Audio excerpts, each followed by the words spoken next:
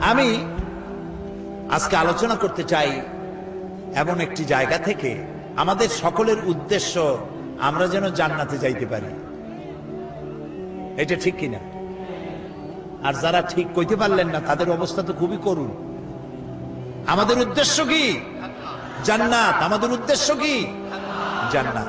দুনিয়ায় যেন শান্তি পাই আর আখিরাতে যেন জান্নাতে যেতে পারি। আল্লাহ যেন তৌফিক দেয়, জোরে কোন আমিন। সেই জান্নাতে যাওয়ার জন্য আল্লাহ তাআলার পক্ষ থেকে কিছু ফর্মুলা দেওয়া আছে। সেই ফর্মুলায় আমরা প্রবেশ করি। পড়েন আমার সাথে সবাই।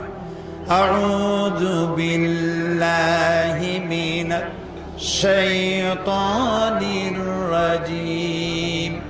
বিসমিল্লাহির রাহমানির রাহিম। পিছনে পিছনে পিছনে, তা নাহলে ওইদিকে লোকদের কষ্ট হবে। শয়তানের ওয়াসওয়াসা থেকে আল্লাহর কাছে পানা চাই। পরম করুণাময় আল্লাহর নামে শুরু করছি। ইন্নাল্লাহা আশতারা মিনাল মুমিনিনা আনফুসাহুম ওয়া আমওয়ালাহুম বিআন্না লাহুমুল জান্নাহ يقاتلون في سبيل الله فيقتلون ويقتلون وعدا عليه حقا في التوراة والإنجيل والقرآن ومن أوفى بعهده من الله فاستبشروا ببيعكم الذي بايعتم به وذلك هو الفوز العظيم। সূরা তাওবা 111 নম্বর আয়াত।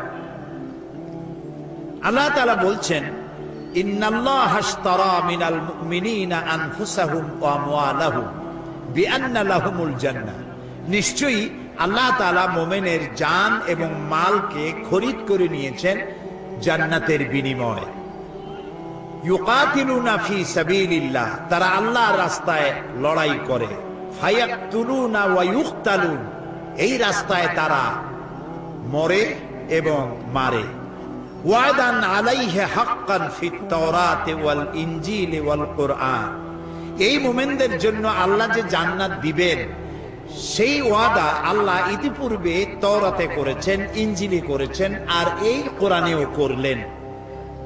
ওয়াযালিকা ওয়ামান আওফা বিআহদিহি মিনাল্লাহ, আর আল্লাহর চাইতে ওয়াদা পূরণকারী কে হতে পারে?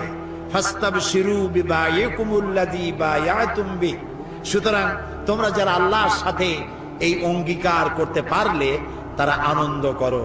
এই অঙ্গীকার যে করতে পারলে, আল্লাহর সাথে যে চুক্তিবদ্ধ হতে পারলে, এজন্য আনন্দ করো। ওয়াযালিকা হুয়াল ফাওজুল আযীম, আর এটাই হলো সবথেকে বড় কামিয়াবি।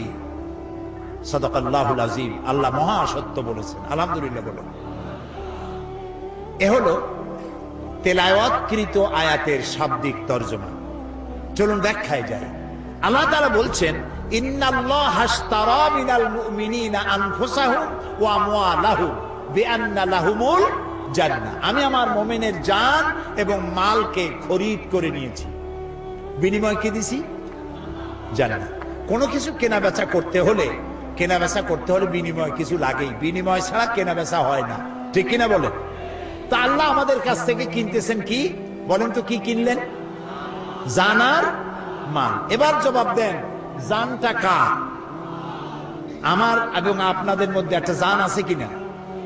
আমরা আজ মরা না জেতা, আমরা জীবিত মানুষ, তাই না? ভিতরে একটা জান আছে না? জানটা কার? আল্লাহ। আমার যদি কিছু মালটাল থাকে, এই মালটা কার? তাহলে আল্লাহ কি বলতেছেন? আল্লাহ বলতেছেন, আমি আমার মুমিনের জান আর মাল কিনে নিলাম। দুটোই তো আল্লাহ। তা আল্লাহর মাল, আল্লাহর জান তিনি নিজে কিনতেছেন, এর অর্থটা কি? এর ব্যাখ্যাটা কি? ব্যাখ্যাটা হচ্ছে, জান আর মাল তো আল্লাহর, কিছুদিনের জন্য আমাদের কাছে আল্লাহ তাআলা এটাকে আমানত রেখেছেন। আমাদের কাছে এটা কি? আমানত। জান যদিও আমার, আমি দাবি করি, কিন্তু মূলত মালিক কে? এই জন্য মানুষ আত্মহত্যা খোদকুশি করতে পারে না, আত্মহত্যা করতে পারে না, সুইসাইড করতে পারে না। কেন পারে না? আমার আত্মা আমি নষ্ট করবো, তাতে অসুবিধাটা কি? অসুবিধা হলো এই, আত্মা তোমার না, এটা আল্লাহ তাআলা তোমার মধ্যে আমানত রেখেছেন, এটাকে হত্যা করতে তুমি পারো না। যদি কেউ আত্মা হত্যা করে চিরকাল জাহান্নামের ভিতরে থাকতে হবে। বলেন নাউযুবিল্লাহ। জীবনের প্রতি বিতৃষ্ণ হয়ে আত্মহত্যা কেউ করতে পারবে না, জায়েজ নাই, কারণ ওটা আল্লাহ। তাহলে আল্লাহ বলছেন আমি আমার মোমেন বান্দার জান নিলাম, মানও নিলাম, কিনে নিলাম, দিলাম জান্নাত। কিনলেনটা কি? এই যে কিনলেন, তিনি কিনেছেন ইচ্ছা। জান আর মাল খরচের ইচ্ছাটা আল্লাহ কিনেছেন। বলেন তো কি কিনেছেন? ইচ্ছা, মর্জি। কিরকম? জানটা তো আল্লাহ। আল্লাহ রাব্বুল আলামিন বলেন আমি আমার মুমিনের জান কিনেছি। তার মানে হলো এই জানটা মুমিন বান্দা তার জানকে আল্লাহর অপছন্দনীয় জায়গায় খরচ করতে পারবে না। এমন কোন জায়গায় সে শ্রম দিতে পারবে না, জীবন দিতে পারবে না যেই জায়গায় আল্লাহর রেজামন্দি নাই, আল্লাহ খুশি নয়। আমার জান আছে, মানে এই জান আছে বলেই তো শক্তি আছে। এই শক্তি যে আছে, এই শক্তি আমি অন্য কোথাও আল্লাহর মর্জির বাইরে আমি খরচ করতে পারবো না। আমি এমন কোন মিছিলে অংশগ্রহণ করতে পারবো না যেই মিছিলে আল্লাহ রেজামন্দি নাই, আল্লাহ রাজি নয়, এমন কোন মিছিলে আমি যেতে পারি না। আমি এমন কোন সমাবেশে যেতে পারি না যেই সমাবেশে আল্লাহ রাজি নয়। আমি এজন্য রাত জাগতে পারি না যে রাত জাগায় আল্লাহ খুশি নয়। আমি দেওয়ালে এমন কিছু লিখতে পারি না যাতে আল্লাহ খুশি নয়। আমি আমার জীবনকে খরচ করার জন্য, শারীরিক শ্রম দেওয়ার জন্য যত কাজ আছে এর কোনোটাই আমি করতে পারি না যেখানে আল্লাহর খুশি নাই। আমি সেই সব কাজ করব যে কাজ করলে আমার আল্লাহ খুশি হন, কারণ আমার জানটা আল্লাহ আমার কাছে আমানত রেখেছেন, আমার ইচ্ছাটা তিনি কিনে নিয়েছেন। মালটাও কিনে নিয়েছেন। কে কিনেছেন? আল্লাহ। অর্থাৎ ইচ্ছা কিনেছেন। এই মাল আপনি যেখানে সেখানে দিতে পারবেন না। কোন খ্রিস্টান আসলো আমি একটা গির্জা বানাবো, তো আমাদেরকে কিছু পয়সা করে দেন, চান্দা দেন। একজন হিন্দু এলেন, তিনি বললেন দুর্গা পূজা আমার মূর্তি বানাবার পয়সা টয়সা নাই, আমারে কিছু পয়সা দেন। আপনি কি দিতে পারবেন? না, পারবেন না, পারবেন না। তবে হ্যাঁ, কোন খ্রিস্টান, কোন বৌদ্ধ, কোন হিন্দু এসে যদি বলে যে আমার মেয়ে বিয়ে দিতে পারছি না পয়সার অভাবে, আপনি অবশ্যই দিবেন। যদি বলে যে আমার ঘরের চাল দিয়া পানি পড়ে, আপনি অবশ্যই টিন কিনে দিবেন। যদি বলে আমার বাড়িতে একটা টিউবওয়েল আছে আর্সেনিক যুক্ত, আমি পানি পান করতে পারি না, বিশুদ্ধ পানীয় পান করার জন্য ডিপ টিউবওয়েলের ব্যবস্থা করে দিতে পারবেন। অর্থাৎ মানবিক দিক থেকে আপনি প্রত্যেকটি মানুষের খেদমত করতে পারবেন, কিন্তু পয়সা এমন জায়গায় দেওয়া যাবে না যে আপনার পয়সা দিয়ে আল্লাহর সাথে শিরক করা হবে। আপনি সেই শিরকের সহযোগিতা করতে পারবেন না। এমনকি আপনি যদি জানেন যে আপনার বাড়িতে একটা পাঠা আছে, এই পাঠাটা পূজার গুণে কিনতে এসেছে পূজা বলি দেবে বলে, আপনি জেনে শুনে পূজার পাঠা বলি দেওয়ার উদ্দেশ্যে আপনি বিক্রি করতেও পারবেন না, জায়েজ নেই। কথা কি বুঝে আসতেছে? তার মানে আপনার অর্থ, একজনে আসলো যে ঢাকা থেকে গায়িকা নর্তকী ওপেন কনসার্ট করার জন্য আসতেছে। ওপেন কনসার্ট এগুলো যারা করে, পুরুষগুলি মাথার চুল বিশাল বিশাল লম্বা লম্বা, এদিকে ধাপ দেয় ওদিকে ঝাঁপ দেয়, চিৎকার মারে, কি যে কয় আল্লাহ। ওরা আসবে, সুতরাং কিছু পয়সা করি লাগবে, আপনি দিতে পারবেন না চান্দা। নায়িকা আসবে, গায়িকা আসবে, আমাদের মহা বিপ্লবী নেতা আসবে, আপনি দিতে পারবেন না পয়সা। এ পয়সা আপনার কাছে আমানত। এ পয়সা কার কাছে? আপনার কাছে কে আমানত রেখেছে? আপনি খরচ করবেন আল্লাহর পথে। আল্লাহ রাজি নাই এমন জায়গায় খরচ করতে পারবেন না, কারণ আপনার জান আর মাল আল্লাহ খরিদ করেছেন। যদি আপনি মোমেন হয়ে থাকেন, ইমানের দাবি যদি করে থাকেন, আপনার জান আপনার মাল আপনার নিজের ইচ্ছায় খরচ করতে পারবেন না। দেখেন, একটা মানুষ যখন মারা যায় তখন কবরের মধ্যে রাখিয়া আমরা কি বলি? মাটি দেওয়ার সময় কি বলি? মাটি দেওয়ার সময় আমরা বলি মিনহা খালাকনাকুম ওয়া ফিহা নুঈদুকুম ওয়া মিনহা নুখরিজুকুম তারাতান উখরা। এই মাটি দিয়ে তোমাকে তৈরি করা হয়েছিল, এই মাটিতে আবার রেখে গেলাম, এখান থেকে পুনরুত্থিত করা হবে। কবরের মধ্যে রাখার সময় কি বললাম? বিসমিল্লাহে আলা মিল্লাতে রাসূলিল্লাহ। আচ্ছা, মিল্লাতে রাসূলের মধ্যে আপনি কারে রাখলেন? আপনারা আমার কথা শুনতেছেন তো? চিন্তা করতেছেন তো? চিন্তা করেন, তাহলে বুঝতে পারবেন। কবরের মধ্যে একজন বুড়া মানুষ মারা গেছে, কবরের মধ্যে রেখে দিয়ে কইলাম যে আল্লাহর নামে রসুলের দলে উঠাই দিয়ে গেলাম। মর্মার্থ এটাই। এখন কারে আপনি রসুলের দলে উঠাই দিলেন? এই বুড়া যখন কলেজের ছাত্র ছিল, বিশ্ববিদ্যালয়ের ছাত্র ছিল, যত মিছিল করেছে তার কোন মিছিল আল্লাহর কাজে লাগে নাই, ইসলামের কাজে লাগে নাই। যত দেওয়ালে দেওয়ালে লিখেছে আল্লাহর কাজে লাগে নাই, রসুলের কাজে লাগে নাই। বরং যারা ইসলামের কথা বলতো, ইসলামের কাজ করতো, পথে ঘাটে ধরিয়া তাদেরকে জনমের মতো পিটাইতো। ছাত্র জীবনে যা করলো সবগুলি ইসলামের বিরুদ্ধে করেছে, আল্লাহর জন্য করে নাই। সে যদি কবি হয়, যত কবিতা লিখেছে, ফুলের জন্য কবিতা, চাঁদের জন্য কবিতা, মাটির জন্য কবিতা, দেশের জন্য কবিতা, এই সুন্দর করে পৃথিবী যিনি বানালেন তার নামে কবিতা নাই। তিনি যদি সাংবাদিক হন, তার সাংবাদিকতায় ইসলামের শুধু সর্বনাশী হয়েছে, ইসলামের পক্ষে একটা কথাও লেখে নাই। চতুর্দিকে শুধু সাম্প্রদায়িকতা, মৌলবাদ আর মৌলবাদ। ইসলামের পক্ষে লিখতে পারল না। আহারে, আজকে মনে পড়লো শেখ বেলালের কথা এই মুহূর্তে। বেলাল শূন্য খুলনা আজকে এসেছি। আমি যখনই খুলনা আসতাম, শেখ বেলাল ছুটে আসতো, আমি কি বক্তব্য রাখবো তার একটা ব্রিফিং নেওয়ার জন্য। সন্ধ্যার আগেই ঢাকায় পৌঁছায় দেবে। বেলাল, কি সুন্দর নাম তার মা বাপ তার রাখছে, একটা ব্লাড ডায়মন্ড, খুলনার রত্ন, সাংবাদিক জগতের উজ্জ্বল জ্যোতিষ্ক। আল্লাহ তাআলা বেলালকে কিয়ামতের দিন হযরত বেলালের সাথী করে জান্নাতে রেখো। এই সাংবাদিকতার দাম আছে, যে সাংবাদিকতা আল্লাহর কাজে লেগেছে, রসুলের কাজে লেগেছে, ইসলামের কাজে লেগেছে। কলম ধরলেই ইসলামের বিরুদ্ধে, কলম ধরলেই মৌলানাদের বিরুদ্ধে, কলম ধরলেই মাদ্রাসার বিরুদ্ধে সমানে, অথচ জন্ম দিয়েছে একজন মুসলমান, পেটে ধারণ করেছে এক মুসলিম মা। কোন সাহসে ইসলামের বিরুদ্ধে লেখো?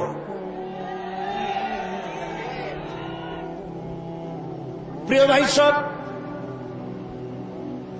যে বুড়া মানুষটারে কবরে রাখলেন, ছাত্র জীবনে বিরোধিতা করল, শিক্ষক জীবনে, কবি জীবনে, সাহিত্যিক জীবনে, রাজনীতিতে যদি এসে থাকে, সে রাজনীতির ময়দানে এসেও ইসলামকে গালি দিয়েছে, আলেমদেরকে গালি দিয়েছে, সব দোষ আলেমদের মাথায় তুলেছে, মাদ্রাসা দায়ী করেছে, ধর্মনিরপেক্ষ মতবাদের আদর্শ নিয়ে চলেছে। ছাত্র জীবন, কৈশোর, যৌবন, বার্ধক্য, সারাটা জীবন ইসলামের সাথে বিরোধিতা করলো। আর মরে যাওয়ার পর 2-4 মৌলবী এসে কোরআন পড়লো, তারপরে কবরে থুইয়া বললে বিসমিল্লাহ আলা বিল্লাতে রাসূলিল্লাহ। এখন তুমি বলো, যেই মানুষটার জীবন যৌবন, তার বুদ্ধি বিবেচনা কোনটাই আল্লাহর কাজে লাগলো না, রসুলের কাজে লাগলো না, জীবিত অবস্থায় মরা দেহ নিয়া রাসূলুল্লাহ কি করবে? আরে, এই কথাগুলি বোঝা কঠিন না সহজ? এই মরা লাশ দিয়ে আল্লাহ কি করবেন? আহারে, ইন্নাল্লাহা আশতারা মিনাল মুমিনিনা আনফুসাহুম ওয়া আমওয়ালাহুম বিআন্না লাহুমুল জান্নাহ। আমি মুমিনের জান মাল খরিদ করে নিয়েছি, বিনিময়ে জান্নাত দিছি, সুবহানাল্লাহ, বেহেশত দিছি। এই জন্য জীবন যৌবন আল্লাহর উদ্দেশ্যে নিবেদিত যেই যুবক করতে পারে, ওই যুবকেরই দাম ইসলামের কাছে। যুবকদের ব্যাপারে আল্লাহর নবী বলেছেন, যুবকদের জন্য কিয়ামতের মাঠে আরশের ছায়া ছাড়া কোনো ছায়া যেদিন থাকবে না, 7 শ্রেণীর লোকদেরকে আল্লাহ রব্বুল আলামিন আরশের নিচে ছায়া দেবে। তার মধ্যে এক শ্রেণী হচ্ছে ওয়াশাবুন নাশা ফি ইবাদাতিল্লাহ। ওই সব যুবক যারা রাত জেগেছে আল্লাহর ইবাদতের মধ্য দিয়ে। সুবহানাল্লাহ কবেন না? রাত জেগে জেগে মদ খাওয়া নয়, রাত জেগে জেগে জুয়া খেলা নয়, রাত জেগে জেগে ব্লু ফিল্ম দেখা নয়, রাত জেগে জেগে কলেজে বিশ্ববিদ্যালয় ইসলামের কথা যারা বলে তাদেরকে পেটানোর জন্য নয়। মুসলমান হও। এইসব যুবকরা জায়গা পাবে কিয়ামতে কোন জায়গায়? আরশের নিচে। সুবহানাল্লাহ বলেন।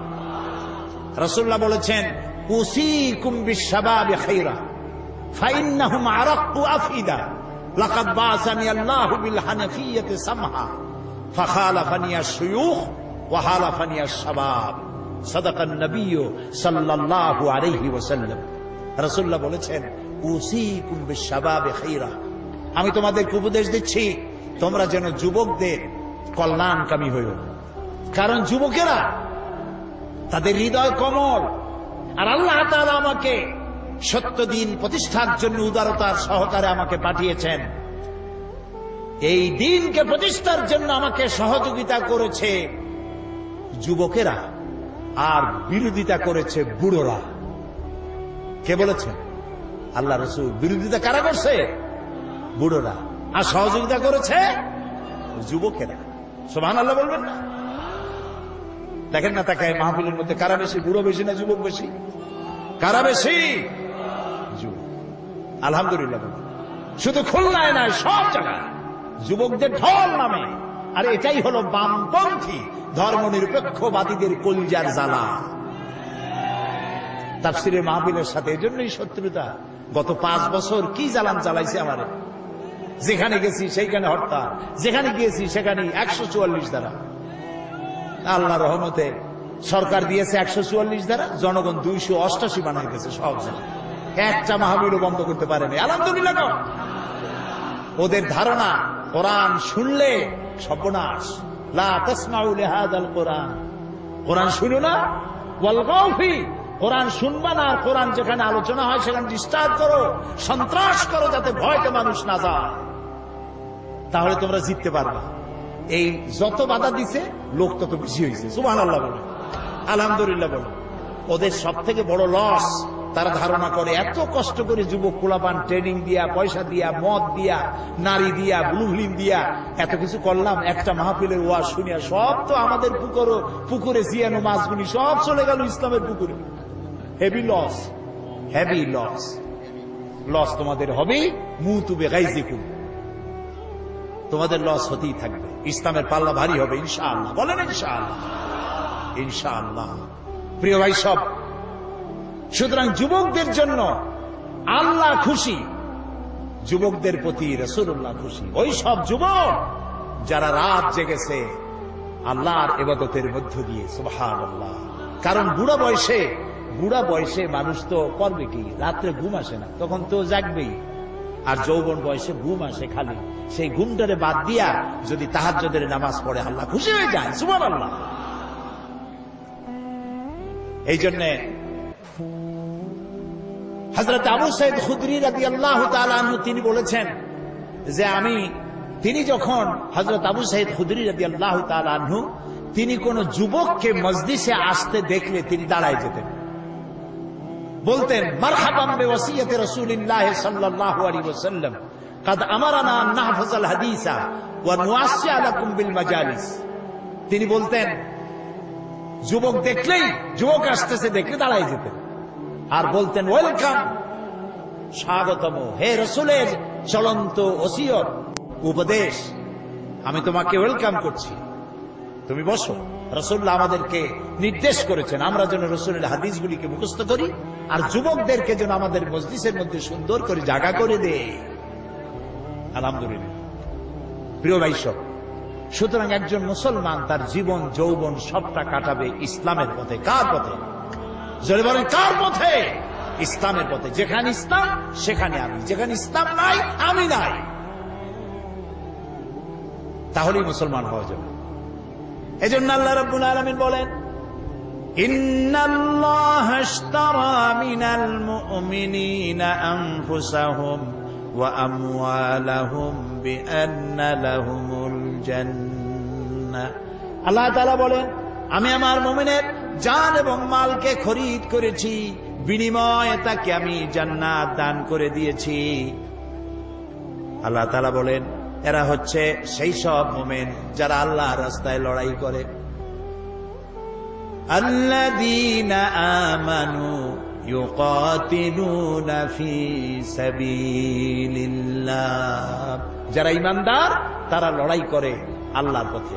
ওয়াল্লাযীনা কাফারু ইউকাতিলুনা ফি সাবিলিত তাগুত, আর যারা নাকি কাফের তারাই লড়াই করে মানুষের তৈরি করা আইন প্রতিষ্ঠার জন্য। কে বলতেছেন? কে বলতেছেন?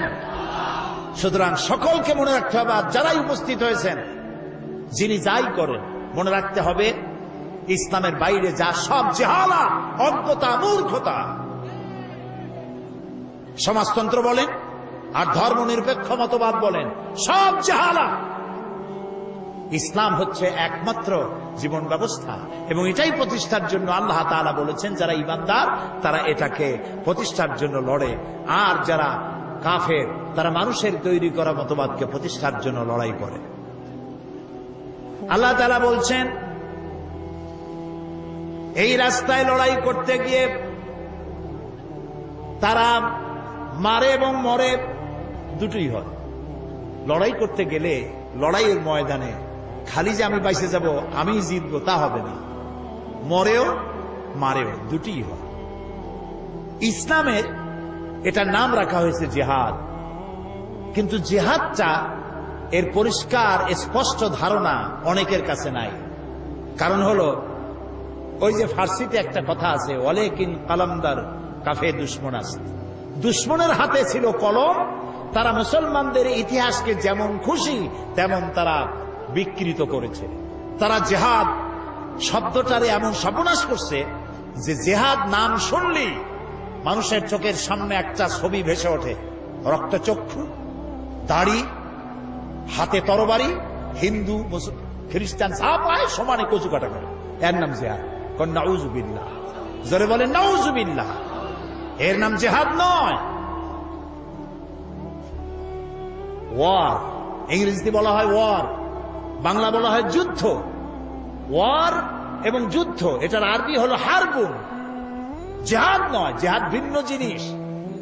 জিহাদ শব্দের আবিধানিক অর্থ হচ্ছে, পারিভাষিক অর্থ হচ্ছে যে কোনো উদ্দেশ্যকে, পারিভাষিক অর্থ যে কোনো উদ্দেশ্যকে সফলতার শীর্ষে পৌঁছে দেওয়ার জন্য যে প্রাণান্ত প্রচেষ্টা করা হয়, ওই প্রচেষ্টাকে আরবিতে বলা হয়েছে জিহাদ। কোরআন এবং হাদিসে ওটাকেই বলা হয়েছে জিহাদ। তো একজন মুসলমানের মূল টার্গেট, গোল পয়েন্ট, সেন্টার পয়েন্ট, লক্ষ্য, উদ্দেশ্য একটাই, সেটা হলো আল্লাহর জমিনে আল্লাহর দ্বীন প্রতিষ্ঠা করা। এটাই লক্ষ্য, দ্বীন প্রতিষ্ঠা লক্ষ্য। এই প্রতিষ্ঠার জন্য বক্তৃতা করা জিহাদ, এটাকে প্রতিষ্ঠা করার জন্য আন্দোলন করা জিহাদ, এইটাকে প্রতিষ্ঠা করার জন্য বই লেখা জিহাদ, এটাকে প্রতিষ্ঠা করার জন্য পয়সা দেওয়া জিহাদ, এটাকে প্রতিষ্ঠা করার জন্য র্যালি করা, বিক্ষোভ করা, মিছিল করা, সমাবেশ করা, সব জিহাদের মধ্যে শামিল। সুবহানাল্লাহ বলো। জিহাদের নাম মারামারি, কাটাকাটি নয়। এইটা বোঝে না বলে মুসলমানদেরকে বলা হচ্ছে সন্ত্রাসী, আলেমদেরকে বলা হচ্ছে সন্ত্রাসী, মাদ্রাসাগুলোকে বলা হচ্ছে সন্ত্রাসী, কওমি মাদ্রাসাগুলোকে সন্ত্রাসে বানাবার, আড্ডাখানা বলা হচ্ছে। নিশ্চয়ই নাউজুবিল্লাহ। পৃথিবীতে শান্তিপ্রিয় মানুষ যদি থাকে, শান্তিপ্রিয় মানুষ যদি থাকে, কোরআন হাদিসের জ্ঞান যাদের আছে তারাই সব থেকে শান্তিপ্রিয়। এ কথা কি অসত্য না সত্য? এই যে খুলনা একটা জেলখানা আছে না, দুইজনও কইল আছে, আর সবাই কিছু জানেন না জেলখানা। জবাব দেবেন তো পুরুষের মতো ঠাস ঠাস করে জবাব দেবেন। বাংলাদেশের সবগুলি জেলায় জেলখানা আছে, আছে না? কয়েদিরা আছে না? যে কোনো একটা জেলখানায় আপনি যান, কয়েদি হয়ে যায় না, এমনি যান, গিয়ে জেলার সাহেবকে বলেন আপনার জেলের কয়েদিদের লিস্ট আমাকে দেখান। চোর, ডাকাত, লুচ্ছা, বদমাইশ, হত্যাকারী, চাঁদাবাজ, মাস্তান, সন্ত্রাসী, মুনাফাখোর, পাচারকারী, এই ধরনের বহু আসামি সেখানে আছে, আছে না? এবার ওই লিস্টের মধ্যে তাকায় দেখেন কয়জন মাদ্রাসা শিক্ষিতদের নাম আছে, আলেম কয়জন? বলেন জোরে, আলেম কয়জন? মাদ্রাসার শিক্ষক কয়জন? মসজিদের ইমাম মুয়াজ্জিন কয়জন? পীর কয়জন? ইসলামী আন্দোলন যারা করে তারা কতজন? তাহলে এটার দ্বারা কি প্রমাণিত হয় না যে যারা কোরআন হাদিসের জ্ঞান অর্জন করে তারাই শান্তিপ্রিয়, তারাই সব থেকে ভালো মানুষ? সুবহানাল্লাহ বলো। এই ভালো দিকে মানুষ যাতে আসতে না পারে সেই জন্য আমাদের দেশের বামরা, যাদের সবগুলি হলো আকাম, এই বামেরা পত্রপত্রিকার মাধ্যমে সন্ত্রাস সন্ত্রাস সব জায়গায়, মাদ্রাসায় সন্ত্রাস খুঁজে বেড়ায়, আর খুঁজে বেড়ায় বাংলা ভাই, ইংরেজি ভাই, উর্দু ভাই, সব ভাবি যাবি কি এর কি। আর যত সন্ত্রাস এগুলি তারা বানিয়েছে, এসব নাম আমরা জীবনেও শুনি নাই। আচ্ছা, আপনারা কি শুনছেন বাংলাদেশে কোনদিন এই যে কুতকুতুল জেহাদ, এটা কি? হ্যাঁ, হরকতুল জেহাদ, এটা তো গত 5 বছরে ওনাদের সময় ওনারা বানাইছেন। এগুলো বামপন্থীদের তৈরি করা। জামাতুল মুজাহিদিন, তারপরে জুমরাতুল মাসাকিন, আমরা জীবনেও এইসব নাম শুনিনি। আপনারা শুনছেন? বলেন শুনেছেন? শয়তান, শয়তান। আমরা তো পরিষ্কার বলেছি, সব সময় বলি, এদেশে ইসলামী আন্দোলন হিসেবে পরিচিত নয়, নতুন ভুইফোড় এই ধরনের হিজবুত তাহরীর, তারপরে কি কইলাম, জুমরাতুল মাসাকিন, জামাতুল মুজাহিদিন, আর কি তালেবান, যেখানে পাও গ্রেফতার করো, গরুর দড়ি দিয়ে বেঁধে পুলিশে সোপর্দ করে দাও। এগুলির সাথে দেশের মুসলমানদের সাথে, এদেশের পরিচিত ইসলামী আন্দোলনের সাথে কোন সম্পর্ক কোন কালে ছিল না, আজও নাই। ইসলামের সাথে, মুসলমানদের সাথে সন্ত্রাসের কোন সম্পর্ক অতীতেও ছিল না, বর্তমানেও নাই। এই পৃথিবীতে সর্বপ্রথম সন্ত্রাসের বিরুদ্ধে দোয়া করেছেন আমার জাতির পিতা। কে আমার জাতির পিতা? এই বিষয়ের জন্য কোনোদিন প্যাঁচ লাগাবেন না। মুসলমানদের কাছে জাতির পিতা একজনই, সেই জাতির পিতা ইব্রাহিম আলাইহিস সালাম আল্লাহর ঘর বানালেন। আল্লাহর ঘর নির্মাণ করার পর হযরত ইব্রাহিম আলাইহিস সালাম আর হযরত ইসমাঈল আলাইহিস সালাম বাপ বেটা দুজনে আল্লাহর দরবারে হাত তুলে দোয়া করলেন, রব্বি জাল হাযাল বালাদা আমিনান, আয় আল্লাহ তাআলা এই শহরকে নিরাপত্তার শহর বানায়া দাও। নিরাপত্তা হচ্ছে সন্ত্রাসের বিপরীত কথা। সন্ত্রাসের বিপরীত নিরাপত্তা, নিরাপত্তার বিপরীত সন্ত্রাস। হযরত ইব্রাহিম আলাইহিস সালামের এই দোয়া কবুল হয়েছিল নাকি হয় নাই? বলেন সবাই। মোটেও দেরি হয় নাই। আল্লাহ তাআলা বলেছেন, ওমান দাখালাহু কানা আমিনান, যেই প্রবেশ করবে এই হারামে আমি তাকেই নিরাপত্তা দেব। সুবহানাল্লাহ বলো। দেখছেন নিরাপত্তা কারে কয়? যাই দেখে এসে। বুশের তো কপালে নাই। নন মুসলিম এন্ট্রি স্ট্রিক্টলি প্রহিবিটেড। যাদের কপালে আছে তারা যাইতে পারে। লক্ষ লক্ষ মুসলমান নরনারী এক জায়গায় চলাফেরা, এক ঘর, এক বাইতুল্লাহ শরীফ তাওয়াফ করতেছে, নামাজ পড়তেছে, মুজদালিফায় রাত কাটাচ্ছে। লক্ষ লক্ষ পুরুষ আর নারী এরকম উন্মুক্ত আকাশের নিচে সুবহানাল্লাহ কইতে ইচ্ছে করে না? ১৫০০ বছরের ইতিহাস নাই যেখানে কোন মেয়ে লোক লাঞ্ছিত হয়েছে। সুবহানাল্লাহ বলবেন না? আল্লাহ তাআলা কোরআন শরীফে বলেছেন, আওয়ালাম ইয়ারা আন্না জাআলনা হারামান আমিনান, তোমরা কি লক্ষ্য করো না যে এই হারামকে আমি কিভাবে নিরাপত্তার শহর বানাইছি? ওই সময় যখন তামাম পৃথিবী জুড়ে ছিনতাই হয়, রাজধানী হয়, মানুষ হত্যা করা হয়, নারী ধর্ষণ করা হয়, আমার হারামের দিকে তাকিয়ে দেখো কি নিরাপত্তা আমি দিয়েছি এখানে। সুবহানাল্লাহ। এই নিরাপত্তা কেন হয়েছে? কোরআনের আইন সেখানে আছে। কিসের আইন আছে? কোরআনের আইন। তাও সবটা নাই, কিছু আছে। তারই বরকতে আল্লাহ রাব্বুল আলামিন এত সুন্দর নিরাপত্তার শহর বানাইছে। বুশের বেটা বুশ আমাদের কয় আমরা নাকি সন্ত্রাসী, বাংলাদেশের মানুষ নাকি সন্ত্রাসী। তা আমি ওই আমেরিকায় বক্তৃতা করেছি, লন্ডনে বক্তৃতা করছি, বক্তৃতা করতে বলছি তোমরা যে আমাদের সন্ত্রাসী কও, তোমরা বেলা 4টার সময় মার্কেট বন্ধ করো কেন? ওরা আজগুবি কথা কয়। আমাদের সাইবুর রহমান সাহেব গেছেন ইউরোপিয়ান কমিউনিটির সাথে বৈঠক করতে, দাতা দেশগুলির সাথে কথাবার্তা বাংলাদেশের জন্য টাকা আনার জন্য। তারা কয় যে টাকা দেব পরে, বাংলাদেশের মেয়ে লোকেরা বোরখা পরে কেন? এটা কথা হইল।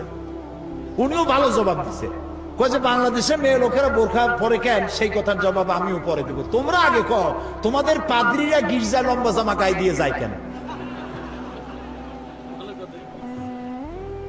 তোমাদের পাদ্রীরা লম্বা জামা গায়ে দেয় যে কারণে, আমার দেশের মেয়েরা বোরকা পরে সেই কারণে। আসলে আমার দেশের মেয়েরা ওদের মতো মেয়েদের মতো ল্যাংটা হয় না কেন, এটা ওদের আফসোস। তোমরা আফসোস করে মরবে, আমার দেশের মেয়ে লোকেরা বোরকা পরবে, হিজাব পরবে, তোমরা তাকায় তাকায় দেখবে কোনোদিন ল্যাংটা হবে না জাতি। এরা, আমি বলি যে দেখো বেলা 4টার সময় ডিপার্টমেন্টাল স্টোরগুলি সব বন্ধ হয়, শুধু ইমার্জেন্সি ফার্মেসিগুলি খোলা থাকে, বাকি সব বন্ধ। বেলা 4টায় 5টায় সব বন্ধ। কবরস্থান, নিউ ইয়র্ক বলেন, লন্ডন শহর বলেন, সব বড় বড় শহর কবরস্থান সব বন্ধ, দোকানপাট খোলা নেই। তাই বললাম তোমরা যে আমাদের সন্ত্রাসী কও, চলো আমাদের দেশে।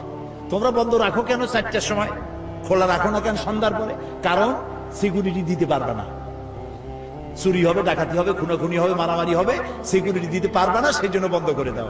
আমাদের এই সন্ত্রাসী কও শুধুমাত্র নরসিংদীর বাবুরহাটে যায় দেখো, বাবুরহাট বাংলাদেশের ম্যানচেস্টার, এক এক হাটবারের রাতে 1 কোটি না শত কোটি টাকার কাপড় চোপড় বিক্রি হয়, পুলিশও নাই, বিডিআর নাই। আমার দেশের যশোরে, এই যে যশোর উত্তরবঙ্গে কত বাজার আছে রাত 12টা 1টা পর্যন্ত হয়, আছে না? বহুত বাজার আছে, পুলিশের ভর্তা খাইতেও পুলিশ পাওয়া যাবে না। আমাদের দেশ এত ভালো, আলহামদুলিল্লাহ বলে। এই ভালো যাদের সহ্য হয় না, তারা এই দেশেই শুধু সন্ত্রাস খুঁজে বেড়ায়, মৌলবাদ খুঁজে বেড়ায়। তা তোমরা তোমাদের সন্ত্রাস আর মৌলবাদ খুঁজে বেড়াইতে থাকো, বাংলাদেশ তাদের নিজস্ব গতিতে চলবে ইনশাআল্লাহ, ইনশাআল্লাহ, ইনশাআল্লাহ, আলহামদুলিল্লাহ। প্রিয় ভাই সব, সেই জন্য আল্লাহ তাআলা বলছেন যে এই কোরআনের আইনকে প্রতিষ্ঠা করার জন্য লড়তে হবে। সে লড়াইয়ের অর্থ কি তাও বললাম। লড়াইয়ের অর্থ এই না যে আপনি কাটাকাটি আর গুনাগুনি করবেন। রাসূলুল্লাহ যত যুদ্ধ করেছেন, একটি যুদ্ধ অফেন্সিভ ছিল না, সবগুলি যুদ্ধ ছিল ডিফেন্সিভ। আক্রান্ত হয়েছেন, তিনি প্রতিরোধ করেছেন, সুবহানাল্লাহ বলেন। তিনি আক্রমণ করেছেন, আক্রমণকারী হয়ে যুদ্ধ করেছেন, এরকম নাই। আল্লাহ রাব্বুল আলামিন বলেন, আমি আমার মুমিনের জান এবং মালকে খরিদ করে নিয়েছি, বিনিময়ে তাদেরকে জান্নাত দেব। এই যে এটা হলো আমার ওয়াদা। ওয়াদান আলাইহি হাক্কান ফিত তাওরাতি ওয়াল ইনজিল ওয়াল কুরআন। এই ওয়াদা আমি ইতিপূর্বে তাওরাতে করেছি, ইনজিলে করেছি, আর এই কোরআনেও একই ওয়াদা করলাম। সুবহানাল্লাহ। ওয়াদা কার? আল্লাহ রাব্বুল আলামিন এবার বলেন, ওয়ামান আউফা বিআহদিহি মিনাল্লাহ। আর আল্লাহর চাইতে ওয়াদা পূরণকারী কে বেশি হতে পারে? আল্লাহর চাইতে ওয়াদা কেউ পূরণ করতে পারে? কেউ পারে। আল্লাহ তাআলা বলছেন, দেখো, ফাস্তাবশিরু বিবাইকুমুল্লাযী বায়াতুম বিহি। এবার আল্লাহর এই অঙ্গীকারের সাথে, আল্লাহর সাথে এই চুক্তি তোমরা যদি কেউ করতে পেরে থাকো, তাহলে এবার আনন্দ করতে পারো। আমরা কি চুক্তি করতে পারলাম? বোঝেন নাই কথা। আমার জান, আমার মাল কে কিনে নিয়ে গেছেন? বিনিময় কি দিছেন? আজ থেকে ওয়াদা করলাম, আমার জান, আমার মাল আল্লাহর রেজামন্দি ছাড়া, আল্লাহর খুশি রাজি ছাড়া, অন্য আল্লাহর অমতে, আল্লাহর অরাজিতে, আল্লাহর না খুশিতে আমার জান মাল খরচ করব না। এই ওয়াদা করতে রাজি আছেন? কারা কারা রাজি? হাত উঁচু করে দেখান। আলহামদুলিল্লাহ বলেন, আলহামদুলিল্লাহ বলেন। এই ওয়াদা যারা করতে পারলেন, আল্লাহ তাআলা তাদের জন্য বলছেন, ফাস্তাবশিরু, এখন আনন্দ করো। সুবহানাল্লাহ। এই যে চুক্তি করতে পারলা, এই জন্য আনন্দ করো। ওয়াযালিকা হুয়াল ফাউজুল আযীম। আর এটাই হলো চূড়ান্ত সাকসেস, বিরাট কামিয়াবি, চরম সফলতা। সুবহানাল্লাহ। আল্লাহ যদি কয় এটাই হলো চূড়ান্ত সফলতা, আর কোন সফলতার দরকার আছে? এই মোমেন কারা হবে? সেই মোমেনদের 8টি গুণ লাগবে, 8টি কোয়ালিটি লাগবে, 8টি শর্ত লাগবে। কয়টা শর্ত? সে 8টি শর্তের কথা আগামীকাল বলবো ইনশাআল্লাহ। যে 8টি শর্ত পুরো করতে পারলে জান্নাত ওয়াজিব হয়ে যাবে। সুবহানাল্লাহ। এখন মুনাজাত হবে। মুনাজাতের জন্য দাঁড়ানো ভাইয়েরা বসেন, ওই যে দাঁড়ানো আছেন, যেখানে যিনি দাঁড়াইছেন বসেন, মুনাজাতে শরীক হন। মুনাজাত, দাঁড়ানো ভাইরা সবাই বসুন, মুনাজাতে শরীক হন। আমি তো বসতে কইলাম, হাঁটতে তো বলি নাই। মুনাজাতের কথা শুনলে যারা হাঁটে, আমি তাদের সম্পর্কে খুব চিন্তায় পড়ে যাই। চিন্তায় পড়ি এই কারণে, এখানে যেমন ক্যামেরা আছে, আল্লাহর ফেরেশতাদের হাতে ক্যামেরা থাকতে পারে না? তো মুনাজাতের আহ্বান করা হলো, তখন অ্যাবাউট টার্ন যারা করলেন, ফেরেশতার ক্যামেরায় কিভাবে উঠবেন তারা? নাউজুবিল্লাহ কর, আল্লাহ রহম করুক, কন আমিন। প্রিয় ভাই সব, আগামীকাল সকাল কয়টায়?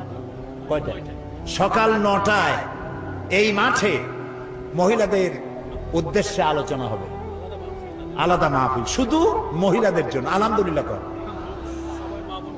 সবাই আপনারা আপনাদের স্ত্রী, আপনার বোন, আপনার মা, আপনার মেয়ে সবাইকে পাঠিয়ে দেবেন।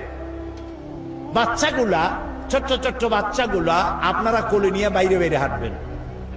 এখানে পর্দা করে দেওয়া হবে, পর্দার ভেতরে মায়েরা বোনেরা বসে শুনবেন।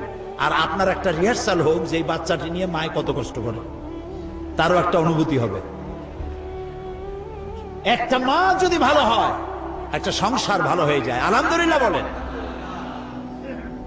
আমি প্রথমে আগামীকাল আল্লাহ যদি বাঁচায় রাখেন, প্রথমে মহিলাদের প্রশ্নের জবাব দেব, লিখিত প্রশ্নের জবাব দেব, তারপরে তাদের আলোচনা করব। মেয়েদের অনেক কথা জানার আছে, যা কারো কাছে জানতে পারে না, বলতেও পারে না, লোকও পায় না। এই জন্য তাদের প্রশ্নের জবাব দেওয়া হবে প্রথমে, তারপরে আলোচনা হবে। প্রশ্নগুলো আপনি সহযোগিতা করেন, আপনার স্ত্রীর যা জানা দরকার আপনি সাহায্য করতে পারেন। লিখিত আকারে প্রশ্ন নিয়ে আসবেন এখানে মহিলাদের জন্য। আগামীকাল সকাল 9টায়, দেরি করবেন না মোটেই, একদম 9টায় প্রোগ্রাম শুরু হয়ে যাবে ইনশাআল্লাহ। বলেন ইনশাআল্লাহ। এই যে সেদিন সাতক্ষীরায় প্রোগ্রাম করলাম, মহিলাদের প্রোগ্রাম, 100-র উপরে বাস আসছিল মহিলাদের বহন করে নিয়ে এসে। যখন মহিলাদের ছেড়ে দেওয়া হয়েছে, গোটা শহর বোরখার শহর হয়ে গেছে। যশোরও তাই হয়েছে, যশোরের। আলহামদুলিল্লাহ। মা বোনদেরকে সম্মান দিতে হবে, তারা সম্মানের পাত্রী, তারা শুনতে পারেন না, এই জন্য তাদেরকে বিশেষভাবে শোনাতে হবে। আল্লাহ যেন তৌফিক দেন, বলেন আমিন। এরপরে এখানে বুক স্টল, বই মেলা হয়েছে, বহু বই এখানে এসেছে। আলহামদুলিল্লাহ বলেন। আমাদের কেনার অভ্যাস খুব কম, আল্লাহর রাস্তায় পাইতে পাইতে সর্বনাশ হয়ে গেছে। একটু কিনেন, কাজে লাগবে। এই যে কোরআন শরীফের কথা আমি বললাম, আপনি যদি কোরআন শরীফ নিজে কিনে পড়তেন, তাহলে আপনি প্রত্যেকটা কথার জবাব দিতে পারতেন সাথে সাথে। সেই জন্য কোরআন শরীফের যে তাফসীরটা পড়লে কোরআন শরীফ বোঝার জন্য সব থেকে বেশি সহজ, ওইটার নাম তাফহিমুল কোরআন। বলেন তো নাম কি? মুখস্থ হয়ে যাক, জোরে কর, নাম কি? তাফহিমুল কোরআন। 19 খণ্ডে সমাপ্ত। মাত্র 1000 টাকা হাদিয়া। যদি পারেন পুরোটা কেনেন, না পারেন অর্ধেক কেনেন, না পারেন তার অর্ধেক কেনেন, না পারেন এক এক কপি কেনেন, তাও কেনেন, পড়া শুরু করে দেন। কোরআন বোঝা মুমিনের সব থেকে বড় কাজ। আর আল কোরআন একাডেমি লন্ডন, তারা কোরআন শরীফের সহজ সরল বাংলা অনুবাদ বের করেছে।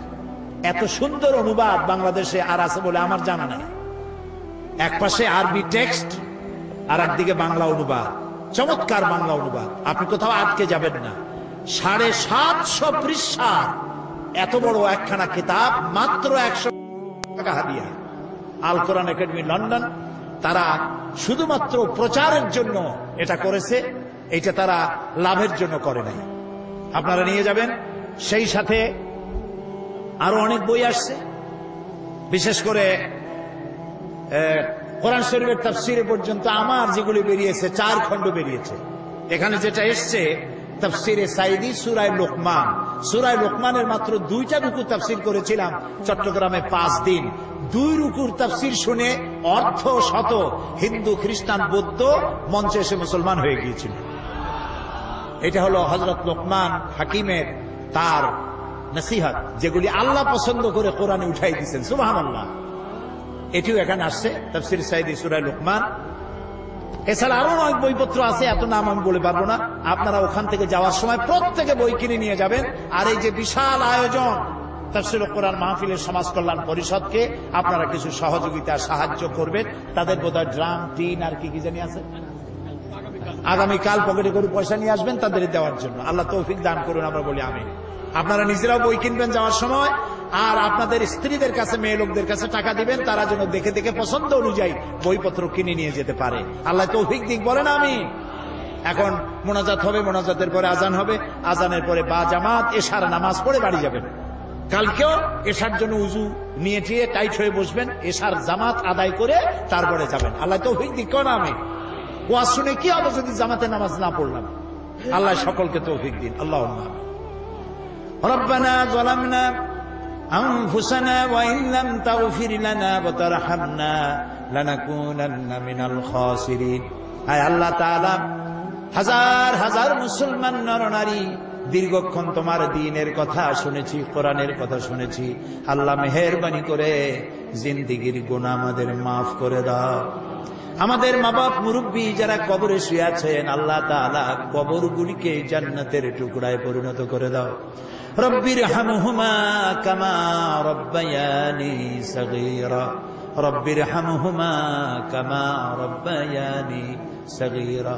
হায় আল্লাহ তাআলা, তাম পৃথিবীতে মুসলমানেরা যত জায়গায় বিপদে আছে, আল্লাহ দয়া করে সমস্ত বিপদগ্রস্ত মুসলমানদের তুমি সাহায্যকারী হয়ে যাও। হায় আল্লাহ তাআলা, এই কোরআনের মাহফিলের আয়োজন যারা করেছেন আর শোনার জন্য যারা এসেছেন, হায় আল্লাহ তাআলা, কোরআন পড়ার, কোরআন বোঝার, কোরআন অনুযায়ী জীবন গড়ার তৌফিক আমাদেরকে দান করে দাও। হায় আল্লাহ তাআলা, এই মুনাজাতের ভিতরে স্মরণ হলো, এই মাত্র কিছুদিন আগেই মাঠে জোহরের সময় তোমার এক বান্দার জানাজা আমরা পড়েছিলাম। আল্লাহ তাআলা, শেখ বেলাল উদ্দিন, আল্লাহ তাআলা তুমি দয়া করে তার জিন্দেগীর সমস্ত গুনাহ খাতাগুলি মাফ করে শাহাদাতের দরজা নসিব করো।